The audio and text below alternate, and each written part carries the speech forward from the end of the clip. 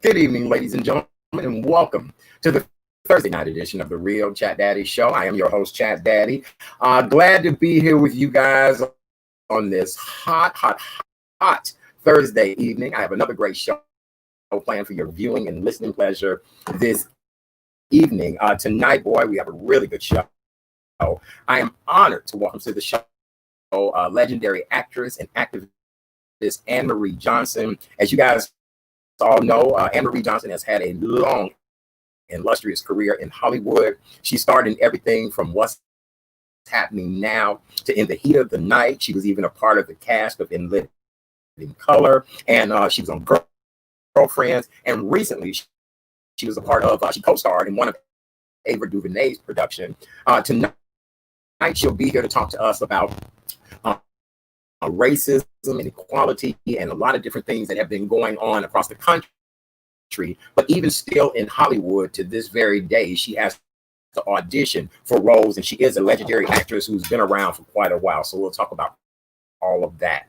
And then it's Relationship Thursday. So joining us tonight is a first-time guest, Reverend Renee Lee. She's a licensed clinical social worker, and she'll be here tonight to talk about the breakdown of the Black family and what we can do to bring our communities back to a healthy and whole completion. It takes just a few things that we can do to help each other to make things right, and she'll be here tonight, as well as we're going to talk about my first public appearance coming up this coming Saturday.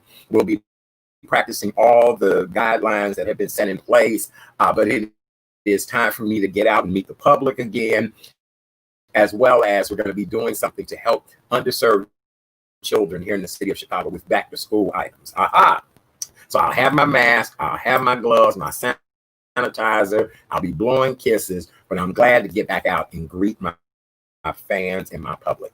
All right, our very special guest co-host tonight. I don't know if she's a very special guest co-host anymore. She's starting to become the regular guest co-host, and we love and adore her. We appreciate when she makes herself available for us. Businesswoman, entrepreneur. She has what's called Karen's Nuggets. And when I say to you, powerful bits and pieces of wisdom. Bits and pieces is all you need every day. You just need something that you can say, that's exactly what I needed for today. And she's the creator of that. Ladies and gentlemen, welcome back to the show. Our girl, K Renee. Hey, what up, Renee, to the street? Hey, darling. hi, How are Chad. you, darling? How I'm you doing? good. I'm good. Happy Friday Good. Eve. Thank you, darling. Yes, I'm always excited. I thought I'd wear a bright yellow today to celebrate that it is my Friday Eve.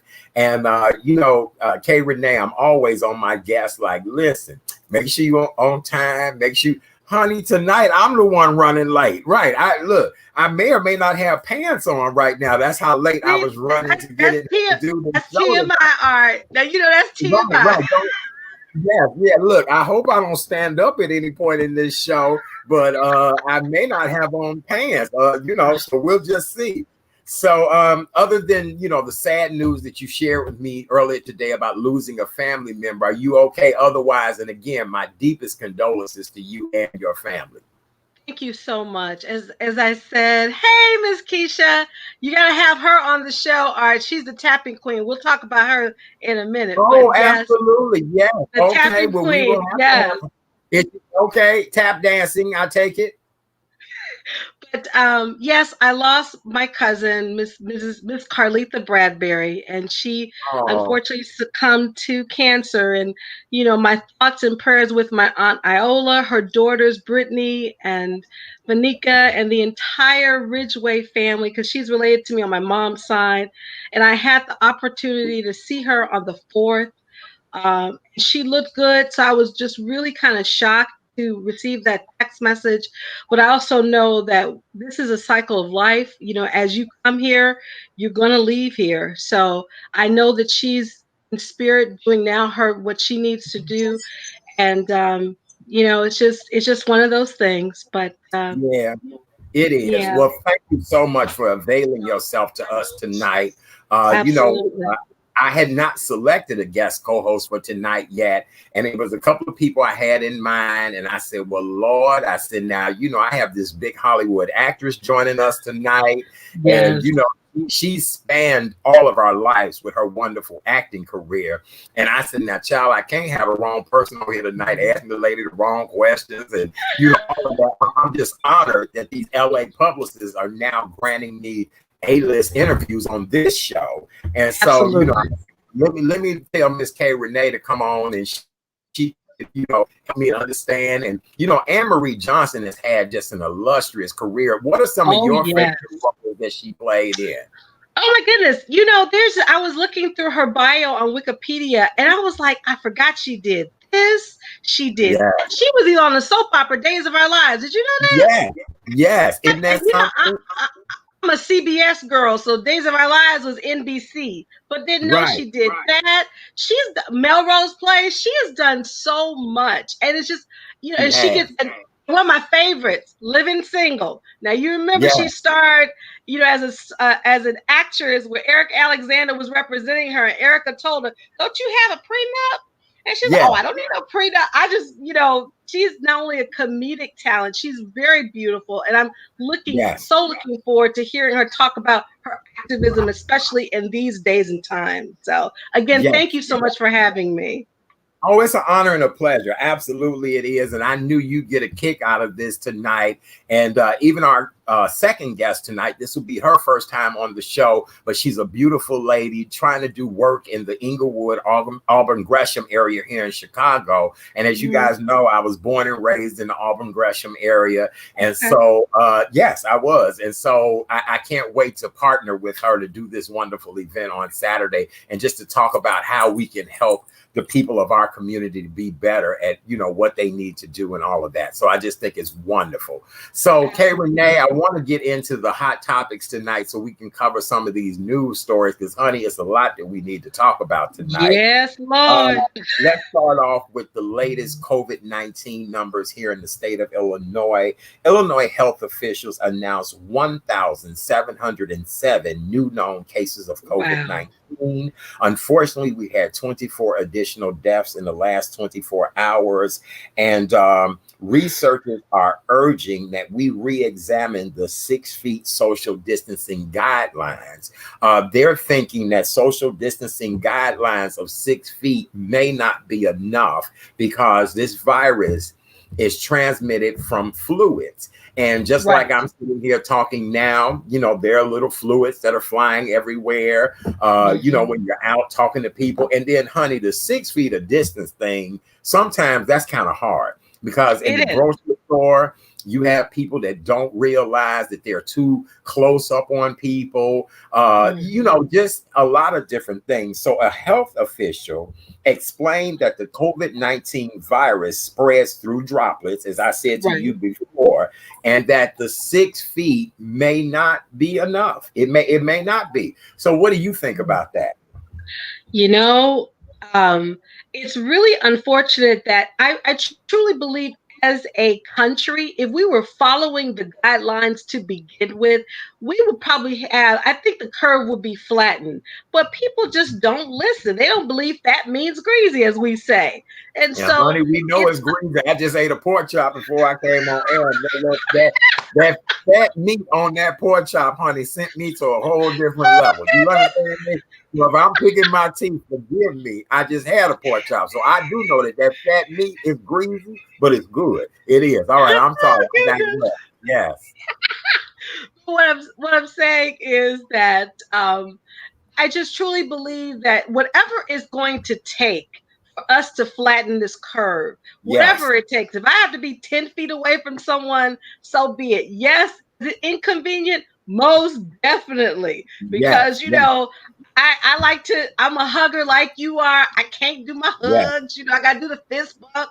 But whatever it takes for us to flatten this curve and get rid of this virus, I am willing to do. But unfortunately, I am probably of the minority and not the majority.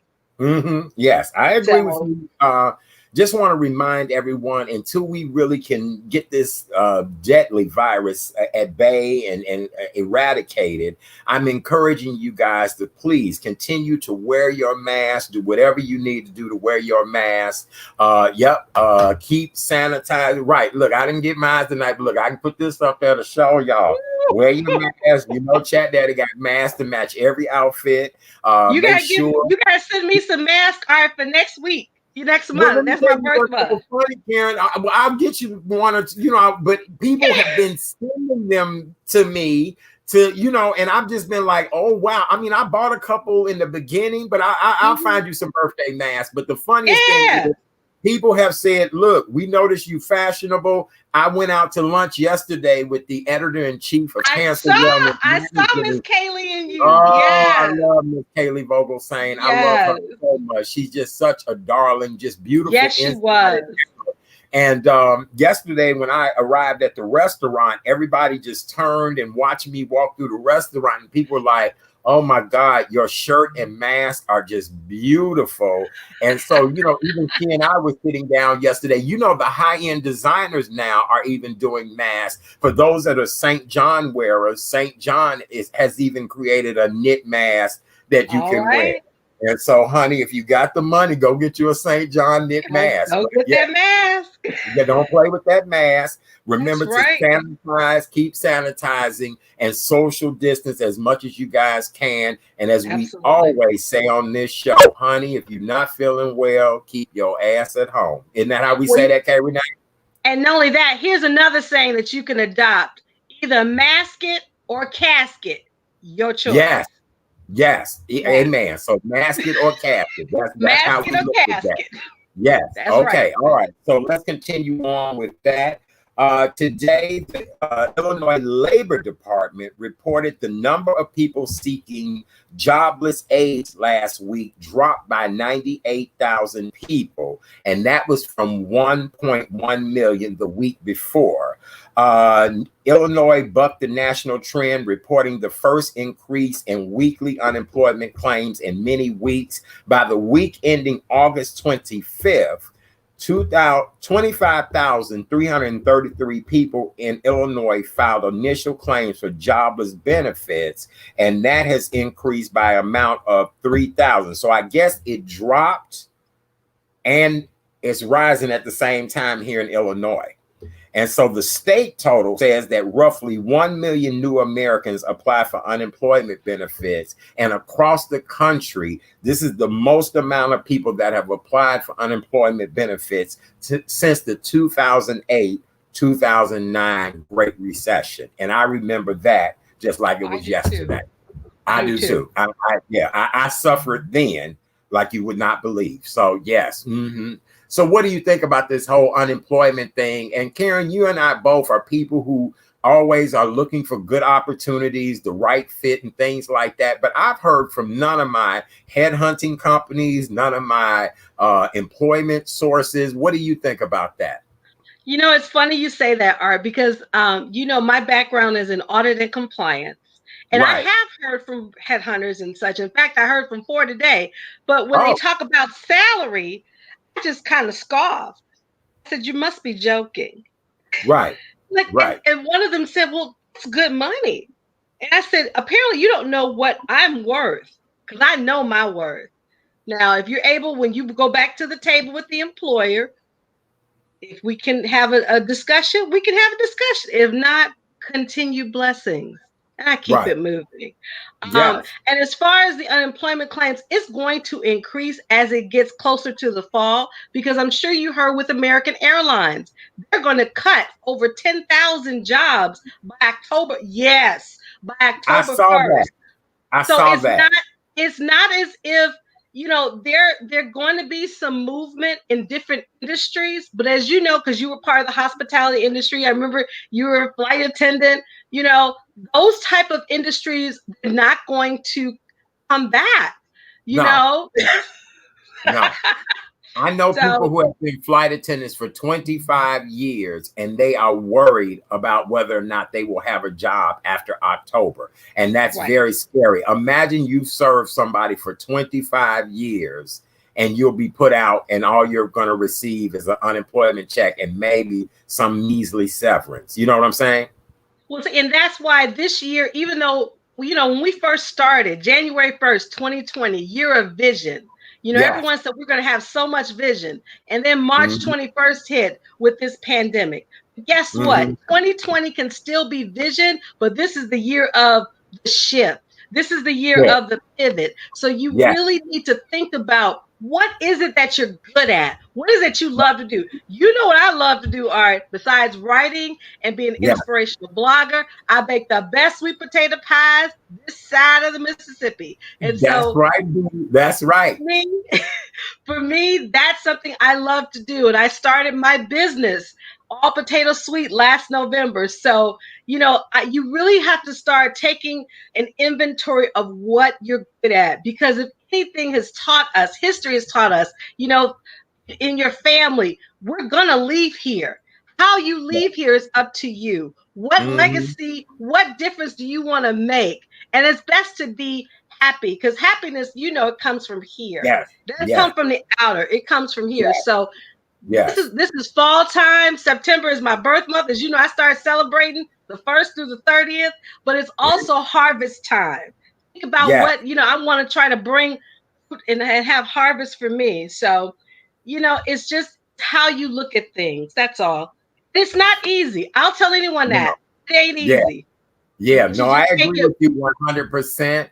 Yeah. Loretta Nixon just said it best. It's called shift, and you are right about that, Loretta. We agree. Yes. That's another girlfriend of mine. All right, got to have her on the show, because she's part of a network called the Great Girls Network. So we got to have her on the show too. Okay, anytime. I'm looking for guests, co-hosts, all of that great stuff. So listen, House Speaker Nancy Pelosi and White House Chief of Staff Mark Meadows resumed talks today over the stall on the COVID-19 aid package, but things are not moving as quick as they should. Because remember, the president said that we should all be getting $300 extra a week with our unemployment benefit. There are other things that are on the table as well, too. And honey, if they don't hurry up and give people that $300 extra a week, then we're going to have some problems soon. Because for most people, their unemployment is less than $200 a week. Only in Hawaii is it about $400 a week. But that's because, girl, but the cost of living in Hawaii is high. I get it. I get it. Yeah. You understand me? A gallon of milk is like $10. I know. I was in Hawaii. The giraffe's birth canal. That's all I'm gonna say. That's a clean way of saying it. It's as high as a giraffe's birth canal. That's all I'm gonna say. So it's another word I use, but that's how high a gallon of milk is in Hawaii. So See, Art, here's the thing with Idiot in Chief. He's has all these executive orders, but he can't do anything without the approval of Congress. That is the problem. So I'm hoping Madam Nancy, because she don't play. She's, that type of woman. You come for me, I'm gonna send for you. So I'm hoping that her and the White House Chief of Staff can come together and collaborate and get this done, because we're now 67 days until the election. So all of us, I'm going to make that PSA. Let's continue to start good and necessary trouble. We got 67 days, y'all. Do the right thing. Okay. Well, since you are the queen of finance, there's a story that broke about 2 African-American banks that have merged to come together to create a stronger union and a better black banking experience, I guess you should say. Give us the story.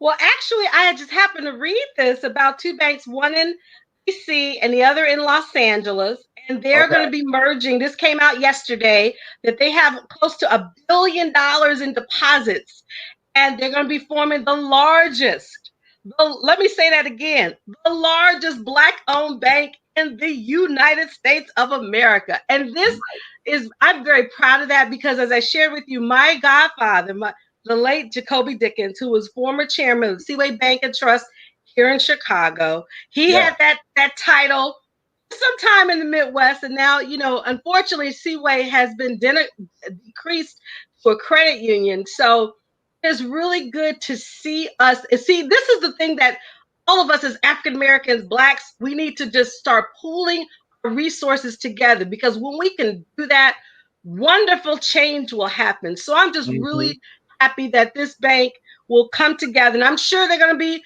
collaborating with banks here in Illinois, because there are a few minority. There are few minority banks here, but they're not totally, 100% African American owned. I know there's one in Detroit, was owned by a Black woman, which is cool. But this is the first major collaboration on both coasts to be the first Black-owned bank in the United States. So we haven't decided a name yet, because they have different banks. But I'm sure once it comes together, we will know. I'm just really happy about that. Well, if I had to open up the bank, it would be called I Got 20 on it. But I'm sure that would not be apropos.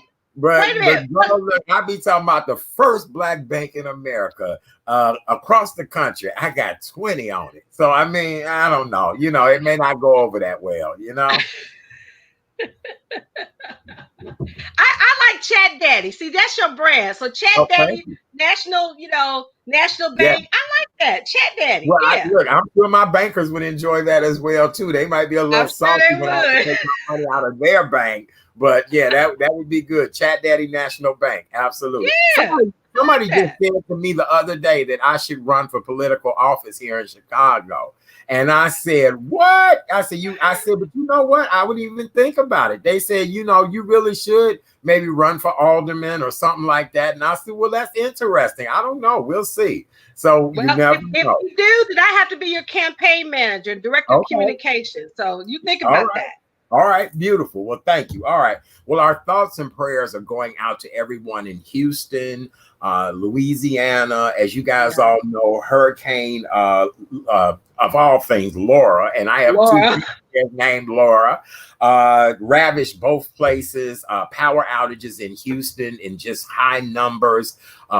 Electrical crews from all over the country are headed in that direction to assist those people any way possible. Officials told Louisiana residents who had not evacuated the southern Louisiana area, like the Lake Charles area, that they should write their name, social security number, next of kin on something, put it in a plastic Ziploc bag, and put it in their pockets, because this is how bad this storm was going to be when it came through last night. And I guess they're still expecting more as a result of it, but just the damage that has been done. Our thoughts and prayers go out to all those people. Absolutely. I have not seen if there's been a death total as of yet, but a lot of devastation down there. And for all of our friends down there in that area, we are here with you guys. We are really absolutely.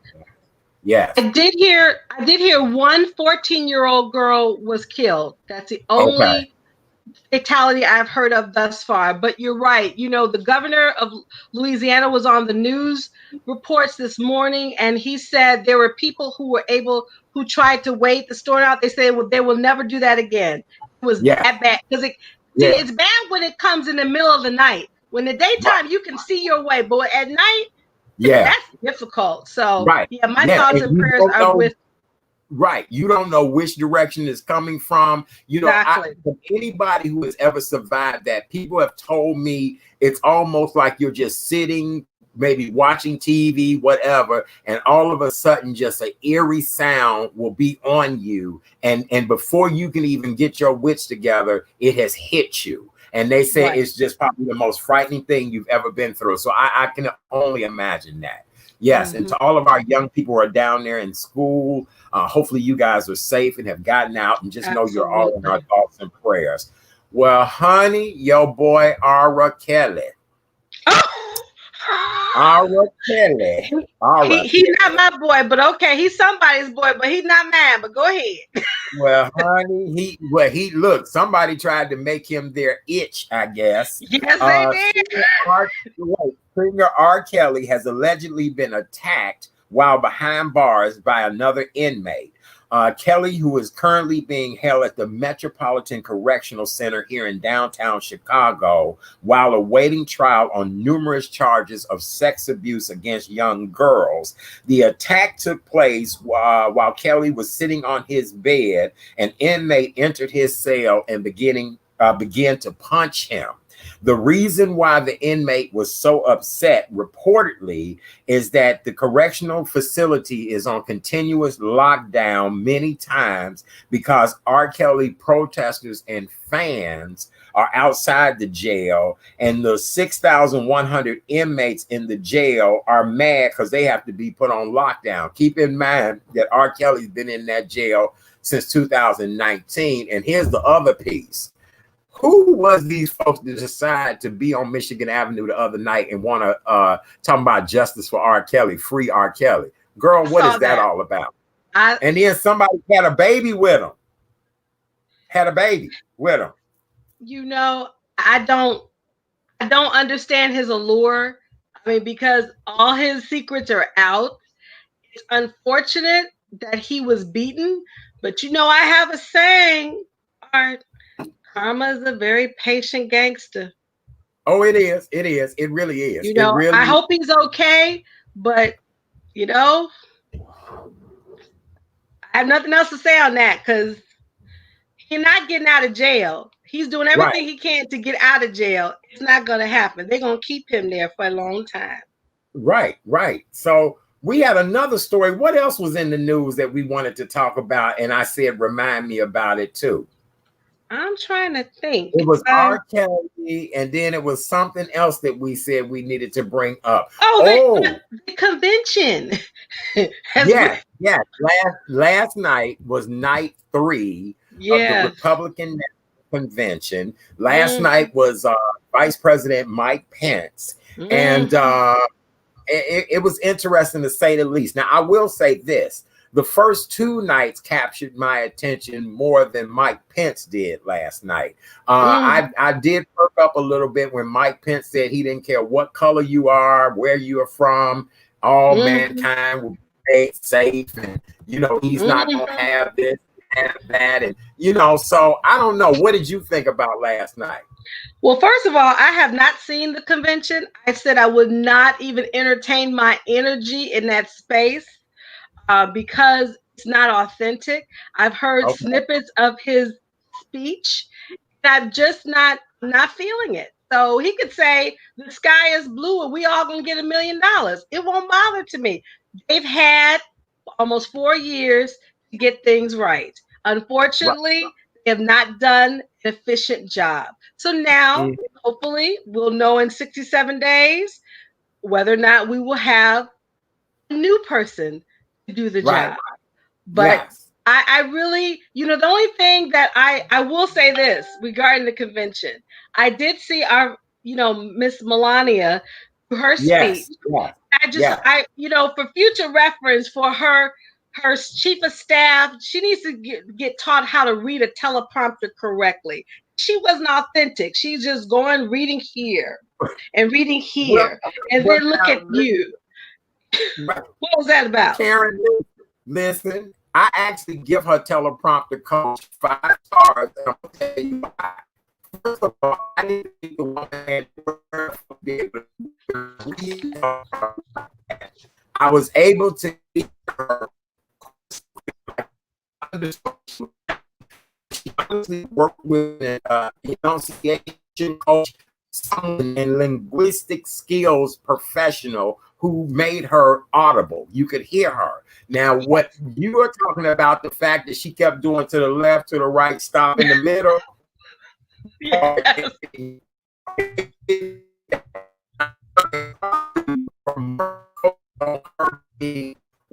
can hear her and understand her more than girl stop doing to the right, to the I kept saying Vogue, you know, because that's what she was doing. She was like, I know. That's the only thing. So, you know, every party, political party must have their turn. It's their turn. Our, you know, 45 will be speaking tonight. I will not be listening because now once this is over, it's time now to get to work and time to start good trouble. That's all I'm going to say on the subject. Yeah, I couldn't agree with you more. I could not. So tonight is the final evening of the Republican National Convention. Our current president, President number 45, Donald Trump, will be speaking this evening. I will probably pop my head in, out of all fairness. And I said it on the show that I believe in being a very fair person and hearing what people have to say. But how many days you said there are to Election Day, Karen? How many? 67. That's the year I was born. 67 days left. Days. Yes. Okay. All right. Well, we'll see how that'll all work, because all I know is it's time for a change. It's time for a new day. Yes. And, it's just crazy. Well, Karen, I found out that the young man up in Kenosha, Wisconsin, who was shot in the back 7 times by a Kenosha police officer on Sunday, Jacob Blake, right. His mother, an attorney, has started a GoFundMe page, and within 3 days, the GoFundMe page has reached $2 million to help with that young man's recovery, because he's the father of 6 children.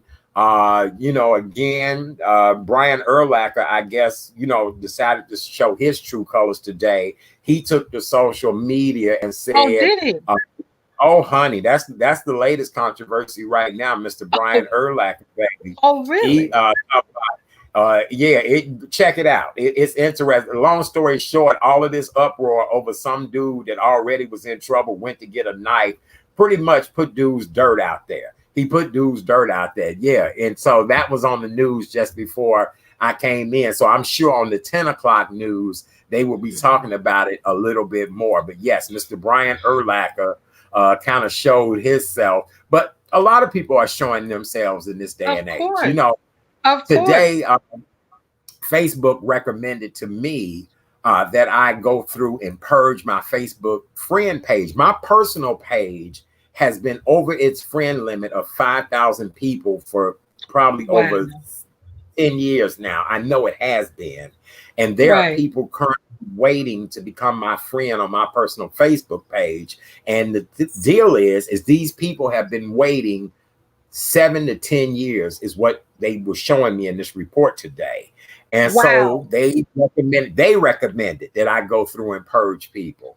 And what's so funny is in 10 minutes time, I deleted about 100 people. Quite a few of them were deceased, but other people, for some reason or another, their profiles were no longer on Facebook, but their name was still on my roster. So I don't know if that's a case where they have deleted me or didn't want to be a part of me. And so I found that really interesting today. But we are seeing people's true colors now more than ever, Absolutely. Absolutely. And Maya Angelou always says, when someone shows you who they are, you better believe them and keep it moving. So there's nothing wrong with purging, because I'm gonna be doing some purging too. Just to believe that.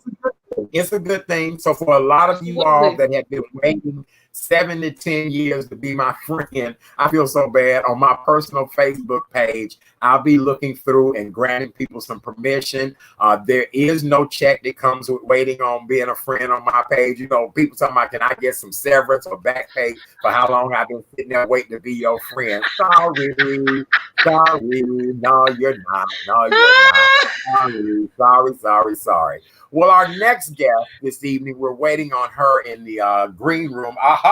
There's a beauty there. There's beauty. Oh my God. I can't wait. She is flawless. I can't wait to bring her up in a second. Okay. I'm so excited about this interview. All right. So ladies and gentlemen, for those of you all that are just joining us, welcome to the Thursday night edition of the Chat Daddy Show. I am your host, Chat Daddy. And my very special guest co-host tonight is Kay Renee. You guys just love and adore her. She's always here with us. And tonight we are honored to welcome a Hollywood actress, famed Hollywood actress, turned activist. And the cute part about this, Kay Renee, is she's actually from Los Angeles. So we'll get her whole backstory of being from Los Angeles. We'll talk about some of our favorite movie roles and TV shows that she's been on. But right now, she is also about to premiere a global project to just talk about some of the injustices that are going on in our country. And with her being a Hollywood actress with just such an impressive resume, she's even saying that she still has to audition for stuff. Like, are you kidding me? Like, you know, just unheard of. Ladies and gentlemen, welcome to the Real Chat Daddy Show. Hollywood actress and activist, the one and only Miss Anne-Marie Johnson. Yay, there she is. Hello. Hi, Miss Anne-Marie. Hello. Oh, you are so beautiful. I've been enjoying your broadcast. I've been sitting here laughing and taking notes. And let me tell you something. I would rather watch paint dry than watch VP Pence say anything. So for those of us who are suffering from insomnia, I really recommend that you record his speech and just play it on a loop until you finally rest. Yes, yes. You have never lied. And you know, the one thing I kept looking at, it looked like his little beady eyes was getting smaller and smaller last night, to the point that I was like, okay. But that's what happens. It's the opposite of Pinocchio. That's what happens when you lie. The eyes get really smaller and circular. They get like he's trying to hypnotize. We're all being gaslit. So let's just you know, honor that we are all being gaslit. Wow. You heard it first. Absolutely amazing. How's the pandemic been treating you? What have you been doing during the pandemic? And just, we are just honored to have you here tonight. Yes. Well, you know, I'm very blessed because I only have to worry about my husband. We don't have children, so we are taking care of each other. California is a lot more progressive, so mask wearing is commonplace. We're not having any, you know, there are some Karens where you have the run in at Trader Joe, but we haven't had the problems that we've seen across the country. It's so tragic, and you know, the current administration has blood on their hands because they knew about this and they did nothing about it. And we will be studying this tragedy for generations to come because it really was avoidable. Yes. Yes, you're absolutely right. We heard about it in the news. We saw the devastation that was happening in other countries. And you know, here's the funniest thing. Before my radio show ended, I had made a comment the end of February, early March. One of the big box chain stores, drugstores, had Lysol products, buy one, get one free. And I just happen to be the kind of person, you know, I'm on a budget. I do things like that. If you tell me buy one, get one free, I ended up buying about, you know, 3 cans of the spray, 3 cans of the, you know, things of the wipes. And and who knew that I really was doing the right thing at that time and that we would really need these items. I just was doing it because of a budgetary thing. And now people are, you know, fighting to get to Costco at 7 in the morning just to get wipes and bleach and things like that. So how have you done with supplies out there in California? Well, I, like you, love a bargain. Yes. And so for my habit is to, when I do the shopping, I'll get more than one. I'm not greedy, but I get more than one. And my husband would always say, what are you doing? There's just 2 of us living here. Why are you? Well, let me tell you something. Hello? There was no concern in this household about toilet paper, paper towels, disinfectant, hand sanitizer. We were fine. And it was just so pathetic how the administration forced us to look like a third world country. And it was all planned. This did not just, oops, we didn't know what we were doing. Trump and his evil buddies knew exactly what they were doing and what they wanted. I knew we were in trouble when the CDC kept saying, well, this is impacting the Black community and the brown community more than anything else, this virus, I knew that at that point, those who are not Black or brown would not take it seriously, wouldn't care that African Americans and Latinos were dropping from this virus. And I believe many wanted that to continue to stop the support of a Democratic candidate. Now, I don't want to sound like, there was a second shooter on the grassy knoll, but it was just too convenient for Trump and his supporters to poo-poo this as simply a flu, because we know in this country, when white people get the cold, Black people die of the flu. So to me, there was a lot of method in this madness, and it was not happenstance. Yes. Oh, I love you. You're absolutely right. And we've heard that saying many times before. Before we go on to talk about your wonderful new project, when I announced that you were coming on with me all week long, friends of mine were just reminiscing about your career. When we were first introduced to you, you are truly an icon to us, and we just love and adore you. Now, you're born and raised in Los Angeles, which, first of all, I've only met about 5 Black people that were born and raised in LA. Most people are transplants there. So you've always been around the Hollywood vibe and feel. How did it all start? Not really. You see, I'm second generation Angelino. My mother and father are also born here. My mother was a school teacher. My father was a police officer. So I lived in a very typical working class environment. I went to public school and knew at the age of 5 that I wanted to be an actor. And my mother and father, through their unconditional love and support, helped me and believed in me. And I did it all through public school. Yay, public school. Yay, Yeah. Woo! Wow. So I did it. I did it the hard way, but I did it because of the support of my mom and my dad. I love it. Out of all the roles you've played, What's Happening Now, In Living Colors, just, oh my God, movies, you name it, which character most resonates with you as your true person? And which role did you enjoy more than anything? Oh. Well, I have to say that because I'm able to do drama and comedy, I'll have to give you, 2 choices. Okay. All right. Yes. I think one of the top 3 roles in comedy was Donna Cabana on That's So Raven. Yes.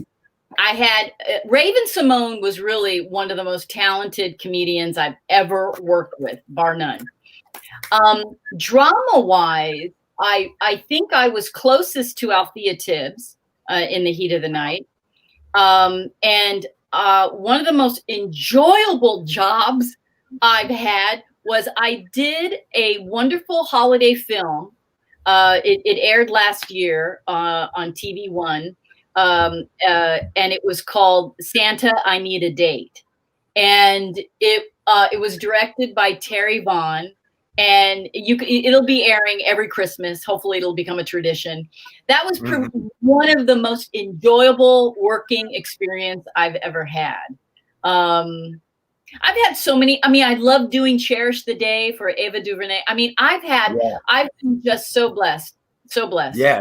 We love Cherish the Day. I mean, just every time I see you, I'm like, listen, that's a face we know that the character is going to be on point, whether it's comedic, serious, whatever the case may be. In our head, you've been all of our sister that, like, yeah, she either going to do it this way or that way, but we're going to love the outcome of it. Now, I do have to congratulate you on becoming the first vice president of the Screen Actors Guild. You are a national board member, first African-American female, African-American period, to be in that particular position. But yet Hollywood is still shady, as we say here in Chicago. Still. We say shady in LA too. We just don't do it with the flair that you do in Chicago. Yeah. For years, I'm no longer on the board at the Screen Actors Guild. I left when the unions merged. When AFTRA and SAG merged, I didn't support the merger, so I went off until the sunset. But Right. I was the first African American elected as first vice president in its 88-year history. So. Wow. We really concentrated my 17 years on the board. I concentrated on affirmative action. That's my specialty in contract negotiations. So Okay. I was part of a large group of people who strengthened our SAG contracts with regard to fair representation and payment for performers of color and within the protected groups. In fact, we were the first union to stop the practice of paint down. And I don't know if you're familiar with that term, but paint down means when a white stunt performer, is darkened with makeup to perform or double the stunts of a African American actor. And that was allowed for generations. We both went back. What? We were both like, what? Right. So we said, I said, are you kidding me? So we said no more. And I was able to, along with the Affirmative Action Committee within the Screen Actors Guild, to make that a violation within our contract. So, I was also key in making sure that actors have stand-ins, right? So when I was doing Cherish the Day, while I was preparing for another scene, my stand-in would literally stand in on the set while they were lighting and setting the sound. Well, for generations, many times they didn't have people of color standing in for people of color. In fact, in my lifetime, I was given a white man. So finally, I just said, this is ridiculous. It cheated performers of color out of jobs, stand-ins, and it cheated me out of good lighting. And I had an argument once with a director of lighting on a set when he assigned a white man to be my stand-in because they were concerned about the height. And I complained, and he said, "Oh, it doesn't make any difference." And I said, "Really? Then I want to see Julia Roberts have an African American man stand in for her." And so until we do that, it makes a freaking difference. So I wouldn't go back to the set until they hired a woman of color to be my stand-in. And that's what actors on my level have to do. We have to say, this is unacceptable. We need more diversity behind the camera and in front of the camera. And that's the only way this is going to change. But now, Anne-Marie, I do have a question. Now, does that make you difficult in Hollywood? Yes. Does that make you a diva? Does that make, I mean, we all know what they say. I mean, oh, how dare she? And, and so could that be a huge part of why there's still so much discrimination? Because they think that when we ask for things, we're being over the top or demanding. And you're right. If you were Julia Roberts, they wouldn't even pull that. Yes. Yes, I have been labeled difficult, not difficult to work with, but difficult because I know the rules. I know my contract. I'm a joy to work with, the material and directed, but when I see something going down on the set that isn't consistent with our wages and working conditions, I stop. I just say, listen, let's take a breath because this is not correct. This is why we have a union. This is what protects me. This is what makes unions so strong and wonderful. And you need to follow rules. That's when I'm labeled difficult. But you know what? At the end of the day, as we said in "I'm Gonna Get You, Sucker," no, we said it in Hollywood Shuffle. There's always a job at the post office, and I love my post office. Except the president's been messing with our damn post office. You know why he's messing with it. It's not just because of voting. It's not just because of the ballots. Because the overwhelming number, the overwhelming percentage of people who work at the post office are single mothers and people of color. That's right. That's right. Because my late father worked at the post office, Anne-Marie, for 30 years. His job got me to go to college. So it incenses me to see what's been happening in the post office. So you are truly on point. You are. Well, I want to talk about your latest project, the upcoming Glow Online production, Tears, the Event Against Racism and Stereotyping. And I am so excited about tomorrow night. I looked at everything today, and I just think this is so cool because you two are making a pivot during this time and doing something to stand up against everything that we're going through. So tell us all about what we're to expect with this world premiere. So Tears, and thank you for wanting to share this with your vast audience. Tears, the Event Against Racism and Stereotyping, was a concept that was my production partner and founder and president of the nonprofit that I'm the VP of, the Mankind Project. If you want to know about us, just visit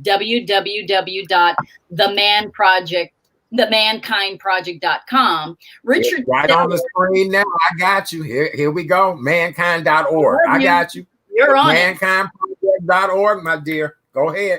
And that's where, I see it scrolling. I love this. This is the 21st century. So Richard Steller is the founder, and he is my production partner. And because of the pandemic, and we're taking it very seriously, we decided to shift gears and create an online event. So I reached out to all of my, and of course, because of all that's going on in this country with regard to systemic racism.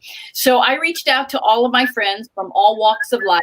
And I said, listen, let's have that honest conversation about racism, intolerance, and bigotry, but have it so millions of people can view it. And to a person, all of my friends said, okay, I'm in.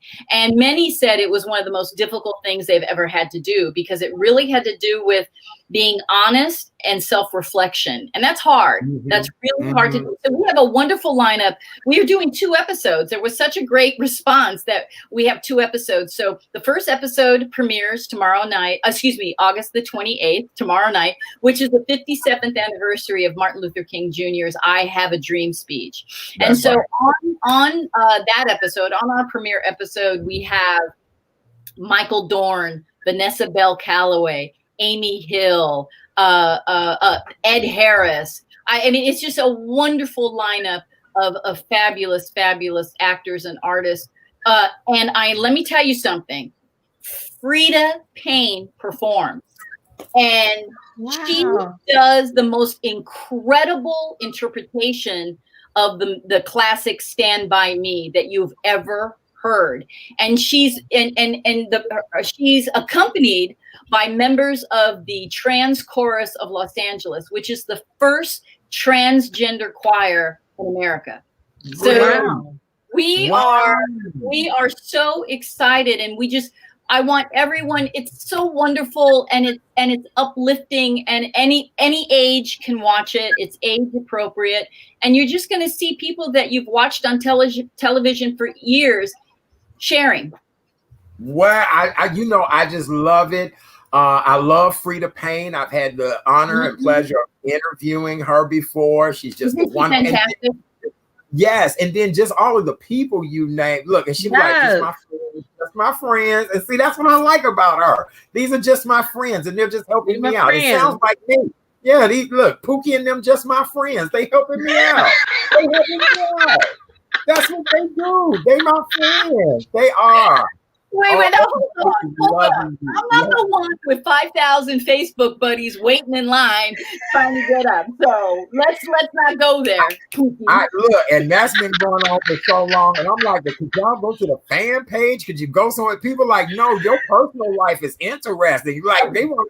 I'm like, oh my God. And when Facebook said today, listen, dude, you've had people waiting 7 to 10 years. And I'm like, oh my God. And 2 of the people had passed away that was waiting. I was like, oh.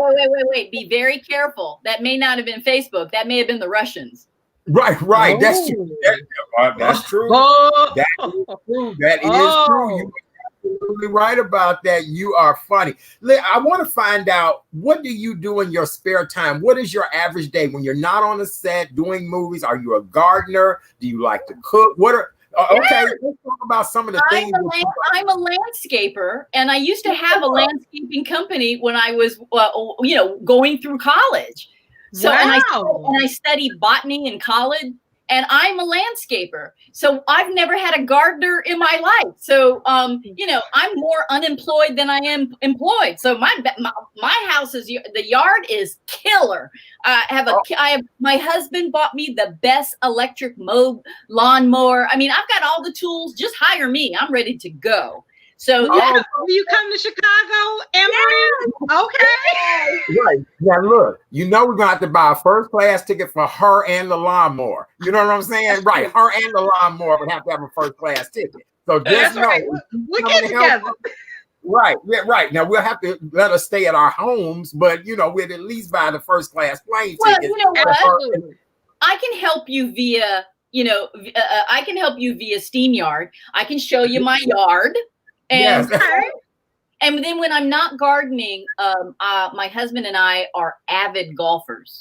Oh, so, okay. When there isn't this horribly horrific pandemic, we travel and we just play golf together. We've been together for 35 years. So, wow, that's really nice. How did you meet Emory? Because this is Relationship Thursday too. So you gotta ask the question. How did you meet? Let me tell you. All right.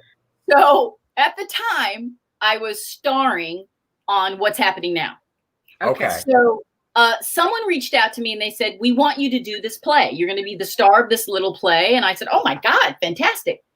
So I got to choose my co-lead in the play. And it was a romantic comedy, right? So I get to audition all these wonderful actors and I'm just not finding it. And then the last man to walk in, I looked at his 6'4" gorgeous body, and I looked at his demeanor, and I said, "You're mine." So I worked my magic, and 9 years later, we got married. That's how long it took. Wow. We met doing a play, and I would rehearse our kissing scene all the time. I bet. Well, I'll tell you a funny story. I am known for hosting dinner parties. I do what's called When 10 Strangers Meet, and I invite 10 people from different walks of life to my home for dinner. And so, you just never know. One of my girlfriends came one night and a male friend of mine was there. And of course, the first thing, she knew he wasn't gay. And she kind of asked that question. And I said, no, he's a single straight man. And she said, honey, that's my husband right there. And I kind of looked at her and I grabbed another drink and I said, yeah, whatever. They are married now, a wonderful, fabulous couple. And they met right in my kitchen. They met in my kitchen. I should show you. You think I would have a picture? Excuse me, but that's all right. I don't know where it is, but when you know, and that's interesting. He didn't know, but I knew.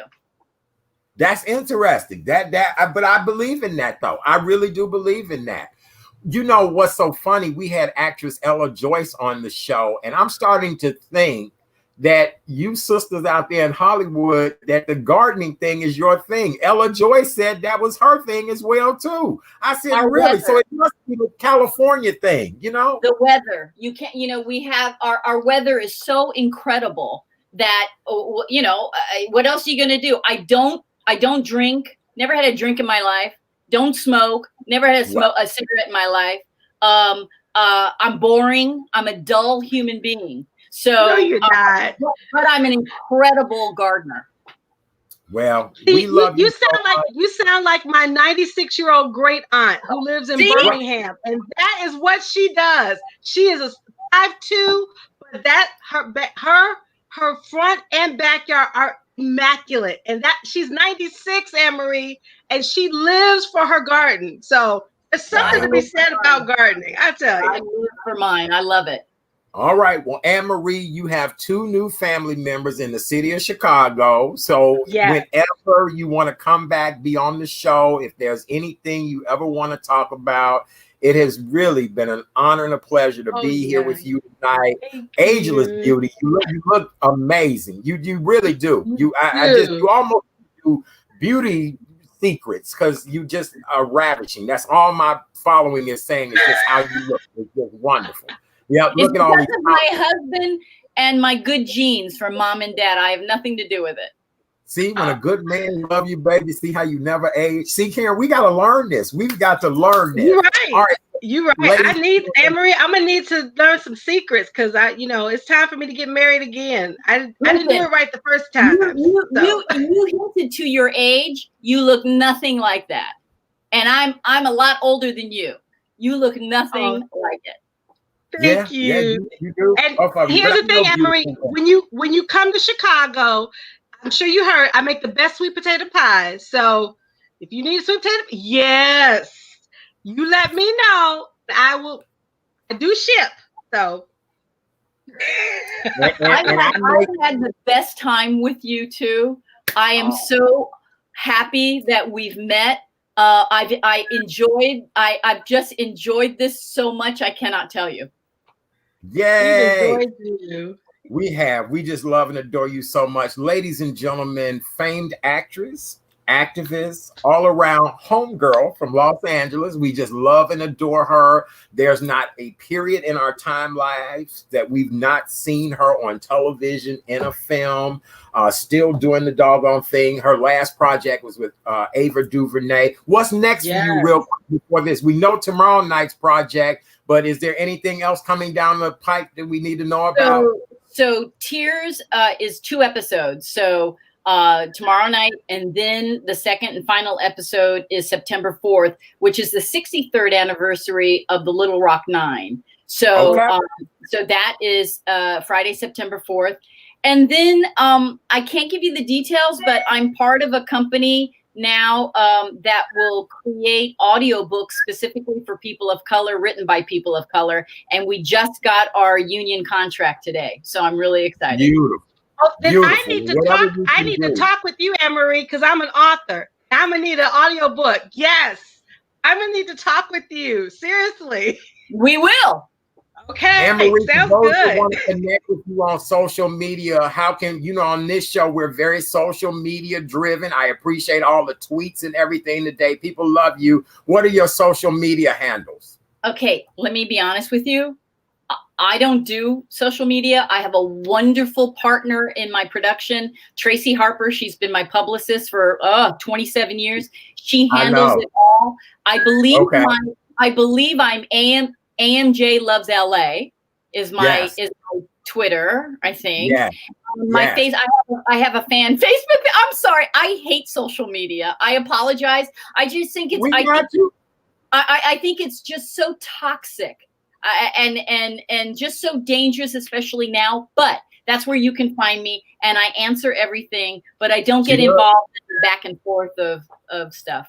Yes. All right. Well, we love you so much. We got one more person that wants to say thank you. Let me pop this up there. Thank you. Love you, Anne-Marie Johnson. Oh, we do. Thank you so very much for being here with us. You have an open invitation anytime, and you're right. Because I love Chicago. Okay, we got you. We got you. We do. We have you. We got you. We just want you to get here. Come on, Rona, and hurry up and be over so we can have company again. All right, we love you. God bless. Have a good night. The mankindproject.org, you guys. The mankindproject.org. Actress and activist Anne-Marie Johnson. Bye. We love you. Talk to you later. Bye. Thanks so much. Bye-bye. Oh, I love her. Oh my God. Yes, she's so amazing. She is. Oh my God. She is just the best. And that's what I like about people who, she's seen the best of the world, the worst of the world. A lot of times people think that the Hollywood types would just not be everyday average people. And she's just such a loving and wonderful person. And what an honor to talk to her tonight. Yes. I can't wait till tomorrow. Yes, me too. And then the following Friday. I'm looking forward to both of those. Don't forget, you guys, along the bottom of the screen is how you can be a part of this wonderful project. It's just great. Anne-Marie Johnson, Hollywood actress, was just here with us. So Kay Renee, you'll actually be back here on Monday night as well, too. Yeah. We're going to do part 2 of our conversation. We had you and Bishop Damone Seraphin on, and we had just such a great conversation about just life. And I don't even remember what part 2 of our conversation is going to be about Monday. Can you kind of refresh my memory a little bit? Well, it started off talking about interracial relationships because all 3 of us have been involved in interracial relationships, and we talked about that, but it became so organic because it talked about interracial relationships, and then it talked about how Black men in particular have been broken. So I think that conversation needs to be had, because I can't believe we talked for over 2.5 hours. You had to shut it down. Look, I have to tell y'all all the time, honey, I'm old. I got a bladder that after so long, the bladder don't hold no. I'm like, y'all, right. I'm gonna have to get the pen to be the sponsor, because some nights y'all be talking to, I'm like, Lord, I'm about to turn blue in the face. But yes, amen. But yes, that's why we're gonna talk about broken Black men on Monday night. And you know, I think that the conversation is gonna be super interesting for the simple fact that, you know, I know Black men in a certain way, you know Black men in a certain way, and of course Bishop, you know, is a Black man itself, but we've all had various experiences of love, hate, and everything in between. So I am so looking forward to that, you know, so Monday night, make sure you guys tune in. It'll be our last show for the month of August. The month has gone by so quick, it's just unbelievable. And this so year has gone by so quick, or not just the month. I mean, I can't believe we started January, and now we're about to come through to my birth month. So I'm excited, but not excited in a way. But you know, what will this birth month entail, my dear? You know, if we weren't in a pandemic, I don't know why, you know, like it would be a parade, a real parade, like closing down State Street for you and all of that. So you know, what will it scale back look like? You know, I'm a birthday girl. If everyone knows that about me, and usually I'm out of the country, I'm celebrating by myself. So this year is just kind of different. I've been really thinking about what is it I'm going to do. Actually, you know, I'm going to be doing a surprise on my birthday for Karen's Nuggets. I'm not telling everyone what it's going to be yet, but just know I'll give you the topic though. It's about love. So, I love it. I do. My big sisters, my tribe, we're gonna get together shortly thereafter my birthday to celebrate. It's a small group of us, but you know, for me, my parents who are with me in spirit, they always every year gave me a little something for the birthday. So, you know, I'm just grateful. You know, my motto is I love me at 53. That's the motto. Oh, I love it. I do. Well, all right. We'll be celebrating you next month as well, too. You'll be back as co-host, so don't worry about all of that. Well, as you guys all know, it is Relationship Thursday, and each and every week we try to bring various conversations to the table to help relationships. This is just not male, female, or same gender loving relationships. Oftentimes, families need to have relationship dialogues and conversations as well, too. And so tonight, we welcome to the show a new guest, and we're honored to welcome her. I really have just met her in the last 7 days. I've grown to love her. She and I have been back and forth on a couple of things, but one thing I love about her, she said, I believe in doing things in order. And when she said that, I was so, honey, you know, a lot of folks don't understand in order. I do. They don't understand in order. And see, I've always been a person of in order, if nothing else. She is a licensed clinical social worker. She is the director of the Rose Community Outreach and Counseling Services located on the south side of Chicago. This young lady reached out to me because she wanted Chat Daddy to be a part of her back to school giveaway that she's doing this coming Saturday. And I said to her, I said, sweetie, this will be my first, you know, public appearance. How we gonna work this? And she said, Chat Daddy, social distancing, but we're gonna reach the community. And I loved it. I love every bit of that, giving back to people, seeing that I was raised in the Auburn Gresham neighborhood. I think it's the most important thing ever to give back to our community. Ladies and gentlemen, please welcome to the show our first time guest, Reverend Renee Lee. Yay!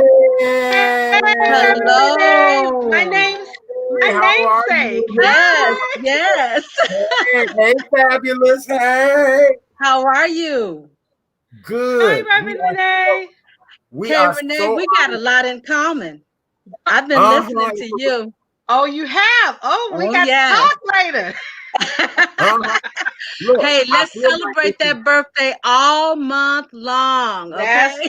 that means you a September baby. Oh, I know we got to talk now. I'm an August girl. But that's all right. That's all right. But you August celebrate. 31st. Yes, yes, Oh, but you're a Virgo so woman, a Virgo queen. yeah, That's even better. yes, yeah. yes. All right, Oh thank Lord, you so much for having me tonight. oh, it is a pleasure to have you here. I feel like I am the Black Tony Orlando with two fine dawns. Oh, I do. my. You both of you look, both of you look like you my backup singers. Like we should Oh. be saying, right. It's a pleasure. Come on, let's Yeah. get it. Yeah. So, Reverend Renee, do me a favor. Tell everybody about your background, who you are, how you got started, and why the Right. work that you do is so important for the people of our community. Okay, so I am gifted in two aspects by God. One, in terms of my call to ministry that I answered in 1997. So I am licensed and ordained. And then I also am a licensed clinical social worker. And my passion really is working with women and children and families in general. So I have gone through the ranks. Primarily, I work with the substance abuse population as well as women in domestic violence. And so I have worked with some premier treatment providers, and primarily I've always been in administration. So I love to develop programs, and I love to impact and influence the lives of women and families. And so that's how I got here. And God has put a burden on my heart for Auburn Gresham Inglewood communities. And I want to be able to give back. And so back in 1997, I birthed a ministry called The Rose. It's an acronym for Reaching Out to Sisters Everywhere Ministries. And of course, most people who go into ministry, they recognize that God can never give you the full-blown picture initially, because otherwise you'd run in the opposite direction. And so now we have branched out, and we're serving a couple of different populations beyond women, but we're dealing with men as well. And so that's why we birthed the Rose Community Outreach and Counseling Services. So that's how I got here. Very good. Well, we're going to talk a little bit, and then we'll kind of talk about what's coming up on Saturday and all of that stuff. So tonight we're talking about trauma in the Black community. And as we all know, we're seeing this across the country. This is nothing new. This trauma has been a part of our Black families. It's oftentimes generational trauma. That's right. And so, Reverend Renee, I want to find out, first of all, how is Black trauma defined versus other races of people trauma? You know, people be like, honey, everybody go through the same thing. But I think we as Black people, our trauma is probably magnified a little bit more. So help us to understand what is Black trauma. So one of the things about Black trauma is it's repetitive. And it really is a type 2 trauma in the context that we know that our communities are plagued with violence. And this is something that is repetitive over and over and over again. And so when we look at what is happening in our communities on a regular basis, and all we hear is how many shootings this past weekend, and how many people got killed this past weekend, and how many people got shot this weekend, you know, it's repetitive. It's over and over again. And so that's the difference that I see in the Black community. We deal with trauma in a very disproportionate number compared to other communities. Wow. And that's so sad. That is so sad. You know, we have a lot of broken homes in the Black community. You know, we talk on this show all the time about, you know, when women that were getting public aid couldn't have the man in the house. You know, the number of Black men that go to prison, any other race. So let's talk about the, you know, deorganization of the Black family. To you, Dr. Reverend Renee, when did it first start, and what do you think we can do to stop the hemorrhaging in our Black families falling apart? Well, how much time we got tonight, Art? Because we Well, can honey, go all look, the way back. look, ain't no commercials. This is my show, baby. Look, we done sat here and talked almost 2.5 hours. I mean, we can trace it all the way back to the days of slavery, because the Right. reality is when they were breaking up the families back then, that's when trauma really began in our families, okay? Mhm. And so, but to fast forward closer to the 21st century, what we recognize is there is mass incarceration that is going on within the Black family. It is very difficult for a young man to grow up and not have some kind of felony on his back or be initiated into some kind of gang.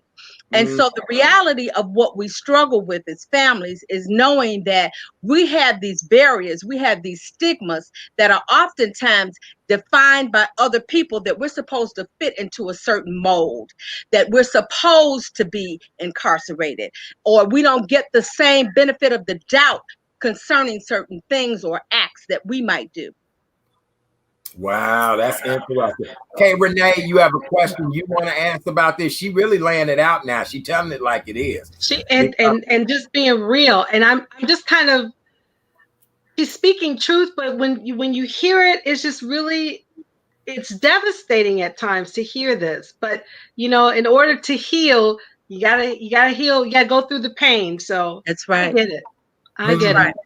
And you can't conquer what you won't confront. If you don't realize what is really happening and the attack against the family, you will never be able to overcome it. You'll never be able to conquer all of the strategies that the enemy has built in order for us to stay oppressed and depressed. That's right.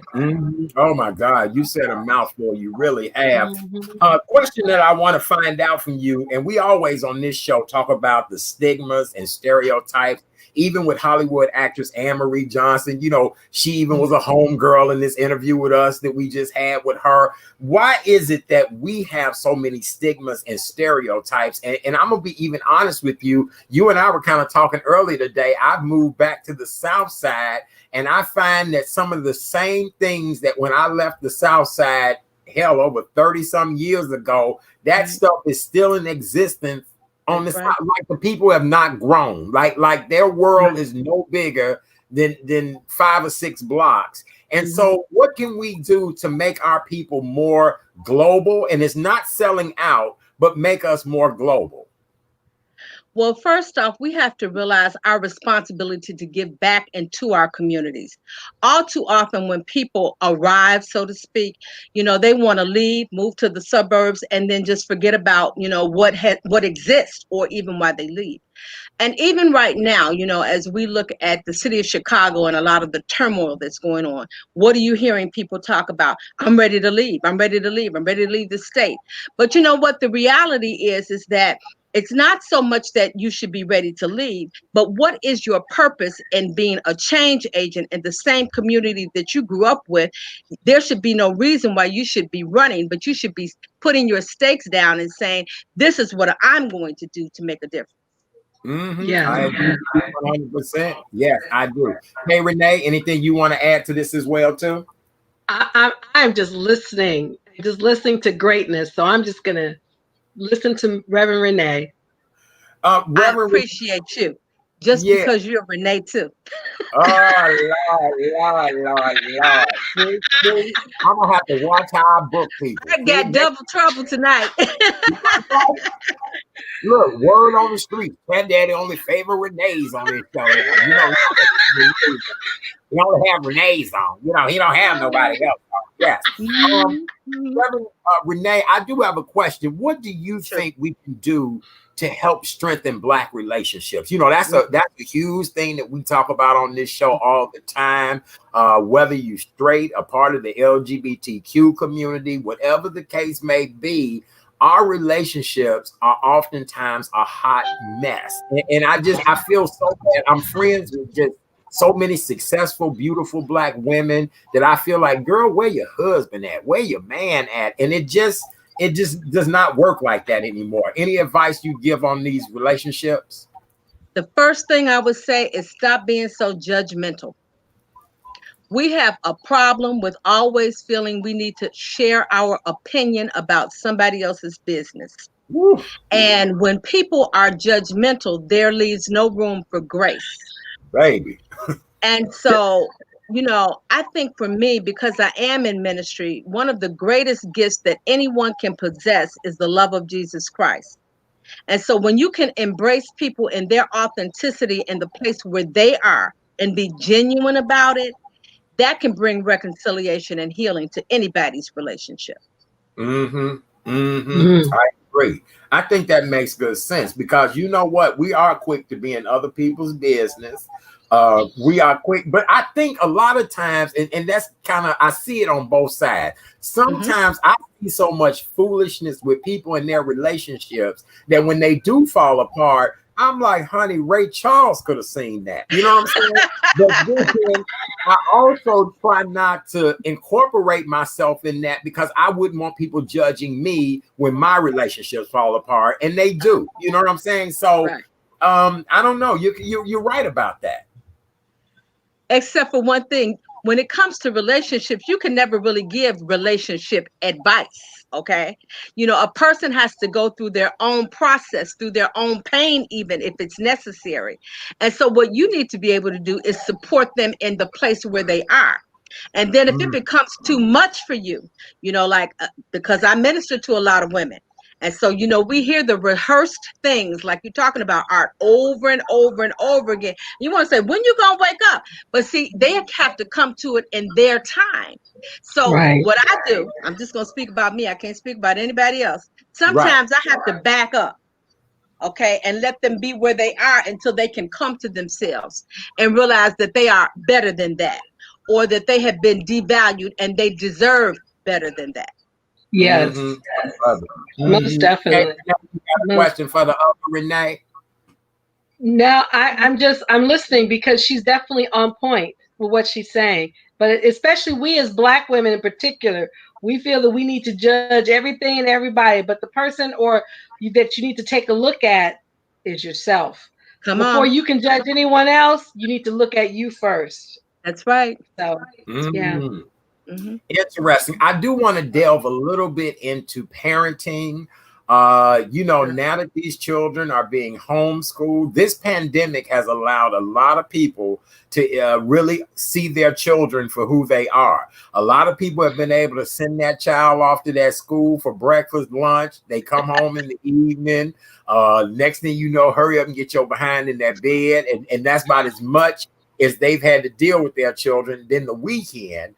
But now your child is at home in your face, and you may be detecting some behavior issues. You may be detecting a lot of different things. What is some of the advice, Reverend Renee, that you want to give about parenting nowadays, and just how can we all come together in that sense? Well, first, you have to put your patience hat on, okay?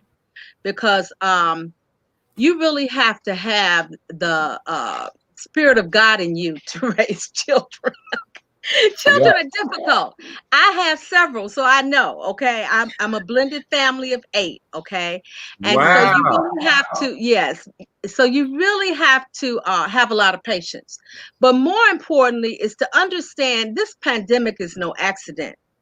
And so it really gives a parent the opportunity to go back to the roots that we came from. And that is sitting down at the table for dinner, having conversations and knowing what your child is thinking, and then knowing how to influence what they're thinking.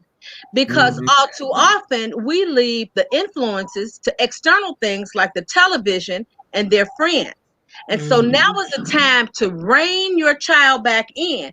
Take it as an opportunity and a lesson and a blessing rather than the begrudged piece. And Art, you talked about, the reality of seeing the children for real. The children are also seeing the parents for real. That's right. That's right. And so, it's not what's that saying they said back in the day? Do what I say and now not as I do. Exactly. And so right now you have to realize you are your greatest influencer in your child's life, and you have to make sure that you're doing the things that are going to set an example for your children. I love that. One of our viewers just said, I had to remind my 10-year-old, I'm not your teacher. I will snatch you up. So get your whole self together. Right. That's right. And let's just hope if the teacher needed to snatch him up, she wouldn't go off on the teacher. And that's the problem too. Come on now. You know, I know, honey, that's the problem too. Because a lot of times, I'm telling you, I used to work at a community center, and I had a kid one day. I didn't even know the kid had left the building, went home and got all the family, came back to the community center. And my number one question was, you found this many damn people home at your house at 11 o'clock in the morning on a Tuesday? Wow. Something is wrong with this picture. You went home and got this many people at 11 a.m. on a Tuesday. So right there, that says a lot about that home environment. This many adults is at home at your house on a Tuesday? Okay. I can't. Oh, Reverend, they are loving you. They are. Look, they said Reverend, pandemic is not an accident. Absolutely. Oh, no, so now, Reverend Renee, we are going to do something on Saturday. I'm so happy that you have brought me back out so that I can do public appearances. As we all know, I am putting my mask on. I got my hand sanitizer. I got my gloves. But I want to be out there, and I want to encourage our people to do well this school season, whether virtual or if they're going to a school building. And what I love more than anything, you're reaching the young people in a community I grew up in, and a community that stays on the news of not being the best community, but we're coming in to offer some love and help. Tell us all about it. So on Saturday, we're going to be launching 2 new initiatives.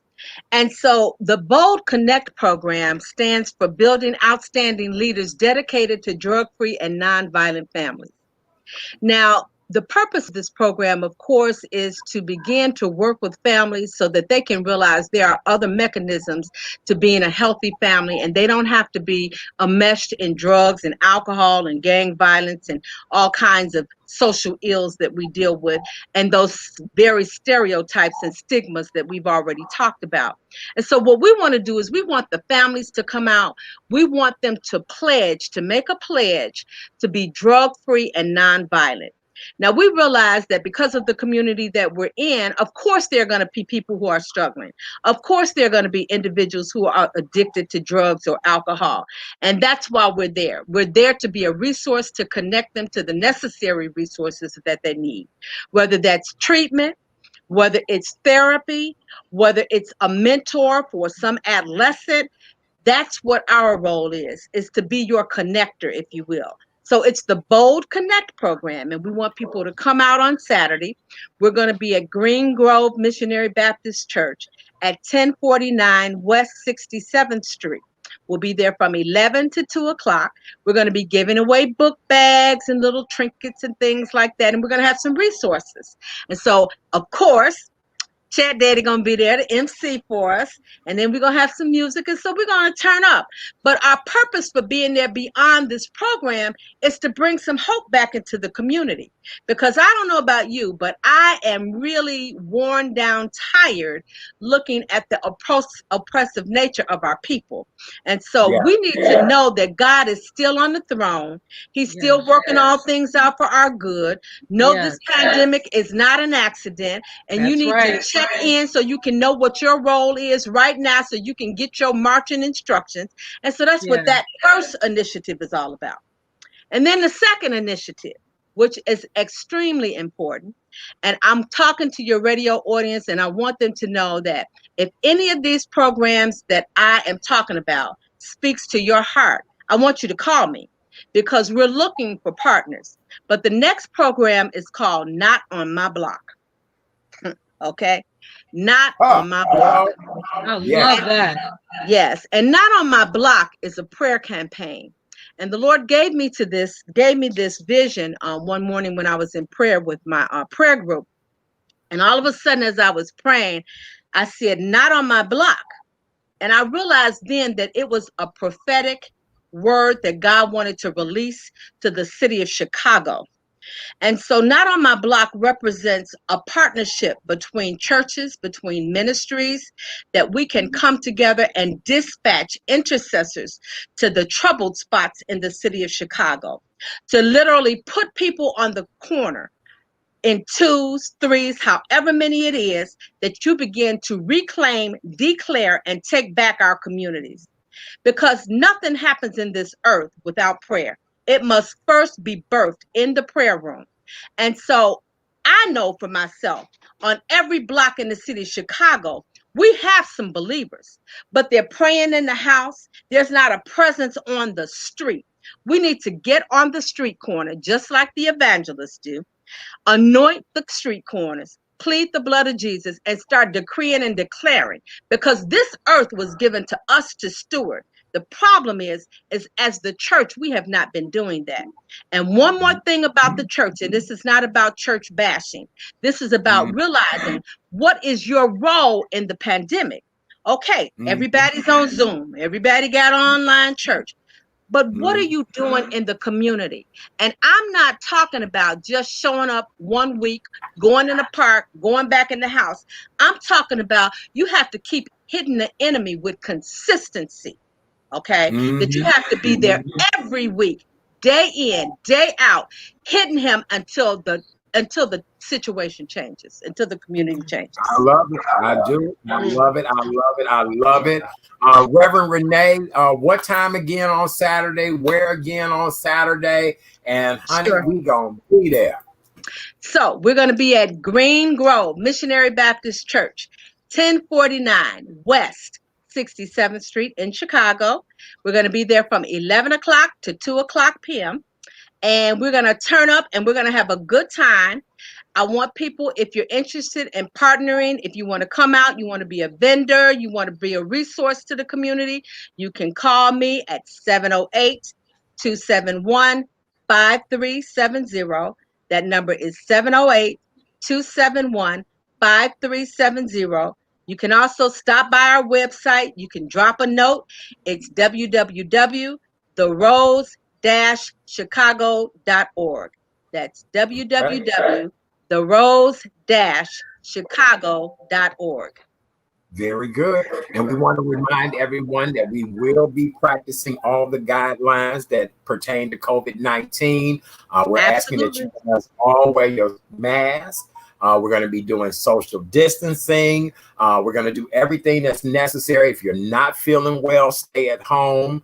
You guys know Chat Daddy travels with his own temperature checker. So, honey, if I check your temperature on set, it's nothing personal. But I look forward to being there with you guys. Reverend Renee, really, I appreciate you encouraging me and choosing me to be the person to help you with this project. And you have won yourself another seat on the show again. Absolutely. Well, let me give a shout out to my girl, Deborah Vines, for the hookup, okay? Let me get a shout out, okay? She'll be on the show sometime in September. We love Deborah Vines, Absolutely, absolutely. And thank you so much for having me. Kay Renee, it's been a blast. I'm looking forward to meeting you one day. And maybe I'll pop in next Monday on my birthday to hear you talk. All right. And if you pop in, I may serenade you. Amen. All right, well, Reverend, you will come back again because we have more things to talk about in our community. You did an outstanding job as a first guest tonight. Love and appreciate you. And I'll see you on Saturday morning so we can love the community. Absolutely. Thank you. Have a blessed one. All right. Have a good night. Good night. Bye-bye. Reverend Renee, you guys. We love it. Saturday morning. 11 till 2 p.m. for the Auburn, Gresham, Inglewood area. Young people over there to give back to them. For those of you all that are my fans and followers, come by, mix and mingle. But we're doing this to help the children of the Auburn, Gresham, Inglewood area so that they have a wonderful back to school season. But the more the merrier. That's the way we do it. And it'll be my first public appearance since the pandemic as far as being out with the public. And it's time for me to get back out there and be a superstar, babe. So that's why I'm going to do it. I am. They love Reverend Renee. She did a good job tonight. Yes, she really did. Yes, she did. She did. She really did. Kay Renee, anything else? How'd you enjoy tonight's show? We did the doggone thing again. We sure did. And I can't believe the time it just went by like that. My goodness. I mean, to have, our icon, Miss Anne Marie Johnson, and then now to end it with Reverend Renee, I'm full. My heart is full right now. So again, Art, thank you. Thank you so much for asking me to be your guest co-host. Oh, honey, I love you because look, whenever I call, you be like, yep. And that's what I love more than anything. So look, don't be surprised when I be like, girl, you got the whole week this week. Don't be surprised. So because you do a great job. You do a great job. Do me a favor. Of course, I want you to plug Karen's Nuggets as well as your sweet potato pie business. Go on and tell everybody what they need to know to stay in tune with you. And it's not like you won't be back Monday night, but that's what I do around here is help you out, my friend. Oh, well, thank you, Art. Well, again, I am Kay Renee of Karen's Nuggets. You can see me on Karen's Nuggets of Knowledge. It's my website. On Facebook, Karen's Nuggets of Knowledge. I do my daily nuggets every day. And then also I have a Facebook page of my sweet potato pie business called All Potatoes Sweet. So, I just love to write. I love to be an inspirational blogger to all. And I love to cook my famous pies. So, we're getting close to that holiday season. So I'll be making that push. If people want pies, need to let me know in advance. Yes, and honey, it is that pumpkin spice season. All of the coffee shops now pushing that pumpkin spice stuff. So yes, it is the fall season as well as fall decorations are being put out and all that Halloween candy. And I said, Lord have mercy, we push it quicker and quicker every year. I know. Well, people have enjoyed tonight's show, my love. We have some great feedback. Yes, great feedback. Excellent feedback. I want to tell everybody that Chat Daddy is doing a series of things in September on the show. I am looking for people who want to be celebrity guest co-hosts, and you don't have to be a major Hollywood celebrity. You can be someone who has a fun personality. You have a generous spirit. As you guys all know, the first 30 minutes of the show, we basically talk about the top news stories of the day. And then we usually have two amazing guests in the evening, or you might be someone who wants to deliver your own TED Talk. And that might be something that you specialize in, something that you most want to talk about. And if that's the case, please hit me up. I would love to offer you guys the chance to be a guest co-host like many of these people. Whenever I call people now and say, would you like to be a guest co-host? Nobody has said no. I've had, like Karen today, had a loss in her family, and I was like, oh, Lord, I'm going to have to call somebody else. She was like, baby, I'll see you at 6:50. So I appreciate that. I appreciate that more than anything because it lets me know that people love this show. They love the co-host. And I have had some of the best people ever, as well as if you are a non-for-profit or a community organization that wants some shine, we're going to do Give Back Tuesdays the entire month of September. So I'm looking for non-for-profit organizations, community groups, people that need, fundraising is very hard to do right now because we're in the midst of this pandemic. And if your organization could use some money, some help, some support, allow me to give you some free exposure to allow people globally to donate to you. So if you are a non-for-profit or a community organization, just not based here in Chicago, it can be anywhere in the country, and you are a legitimate group and organization, then allow me to help you on Give Back Tuesdays. How about that? That's wonderful. Yeah, God has been good to me. God has been good to me, my friend. So I've got to give back to people. And that's all I've ever wanted to do. And I think a lot of people have just taken that the wrong way. And no matter where I've been, it's all about giving back to people. It's not about that. God gives me the glory of allowing me to rise every day. And God has allowed me to come through a storm that you just would not believe. And now it's testimony time about the story I've been through. And so those are my next steps. But it's to keep helping mankind. That's what it's all about. Amen. Amen. All right. Well, hey, Renee, boo, we done did the doggone thing. We did it. We did it. And when we did it, and I want to end with a nugget because today in mine is Tell It Like It Is Thursday. Go I'm going to ahead, start boo. it off by saying we cannot become what we want by remaining what we are. And that's by Max Dupree. So just remember that. That we cannot. There we go. That's all right. Look, somebody like, girl, you on TV. Girl, I see you. You That's on TV. right. I'm like, wait a minute. Right. Girl, did you know you, honey? I just was on YouTube and you on YouTube. Right. I used to have to tell my auntie that all the time. Like, auntie, this is my job. I'm getting ready to be on TV like every day. My apologies, Chat Daddy. Right. She's like, bro. Yeah, she's like, bro, I just saw you on TV. I'm like, auntie, I told you this is my job. I'm kind of on this show every day. Right. Because she would do that all the time. I'm like, honey, this is what I do. Yes. Yes. Only on Chat Daddy when I get a phone call while I'm trying to get my nugget. That's all right. That's all right. We say this is a reality show, news and entertainment show. So the reality part is that all kind of things might happen. You know what I'm saying? Right. Yeah.